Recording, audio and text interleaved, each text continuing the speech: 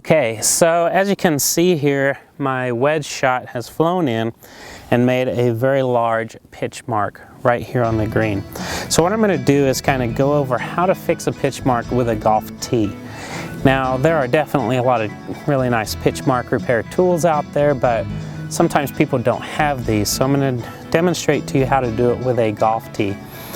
Now, the putting green surface is very fragile. So the grass blades are very, very small, and therefore the roots don't go very deep. So anytime a crater gets made like this on the putting green, it's going to do damage. So you might be able to see some of these other pitch marks around here.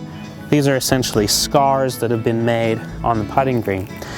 So we want to replace, or we want to fix this as soon as we can. So I'm just going to share with you a very, very simple reminder. I want you to use your ears. It was explained to me by some agronomy professionals that if you can hear the sound of the turf ripping, you're actually causing more damage than you are repairing it.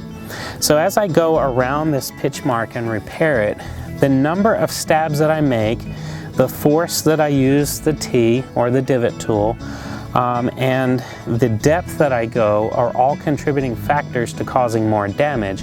You can imagine if I stab around this lots of times, it will tear and rip. If I push the tee in extremely deep and rip it upwards, it's going to cause more damage. So you want to use the least number of penetrations into the green that you can, and you also want to do it strategically to smooth it out as quickly as you can. So obviously the golf ball flew in from this direction, right? So it landed here. So the large raised rim of this crater is on this side. So as it flew in here, it hopped up and stopped right there. So what I've got here is I've got a larger crater on this side and some damage to that side. So I'm actually going to use my fingers and hold about halfway down on the tee. I don't want to use the entire length of the tee because I'm trying to reduce damage. So I'm going to use maybe a third of the tee. I'm going to go straight to the back, and I'm going to push in just a little bit, and I'm going to try to push a little bit of that crater in that direction. I'm also going to go to this side and push, and I'm going to go to this side and push. So now that's 3. I've only done 3 of those. Now, after I've pushed with 3 times, I can then take my putter and start to tap it down. Now, it's not perfectly flat. In this case, I don't have to make this hole perfectly flat because I myself am not going to putt over it. I'm putting in that direction down to the flag.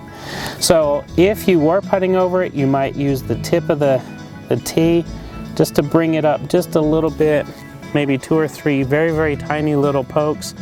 That particular part of the pitch mark has already been significantly damaged. You're not doing further damage, but what you are is trying to make that surface level. Making a level surface actually is not necessarily helping the health of the green. It's actually just for rolling the ball. What you want to do is make sure that you're not damaging it any further, and you are helping to push that grass back together so that as it gets more water, nutrients, and sunlight, it's able to grow into that cavity that was made by that golf ball. So hopefully this will help you keeping the golf course in good shape, and it teaches you a little bit about the agronomy and really the strategy behind repairing that pitch mark.